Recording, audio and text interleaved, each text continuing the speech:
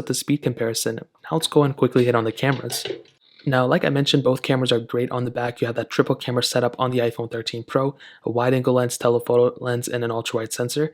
Where the iPhone XS has that dual camera setup, a wide-angle lens, then a telephoto lens.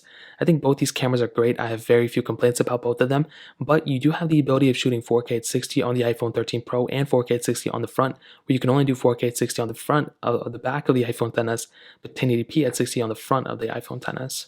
Now, in terms of the UIs of both, you can kind of see they have the same exact thing going on. There's not that big of a difference, but we do now have this new cinematic mode on the iPhone 13 Pro. This is a great addition. I love seeing these type of things added, and I'm glad Apple added, a new type of feature. This is an addition to portrait mode. It's like portrait mode for video, and I do think it looks really good. Now with the iPhone XS camera, even when it first came out, I was super happy with it. And even now, I still think it looks very good. I have very few complaints about it. I think obviously the 13 Pro has a better camera sensor. It has a lot more features built in, at least with the additional sensor. But the iPhone XS camera is still good. I wish it had an ultra-wide sensor. That would have been game-changing. That didn't come until the next version. But this is still a pretty good camera without a doubt. Now, the 13 Pro's camera is definitely, I think, the better one. I mean, this one is a very solid camera, probably the best camera around.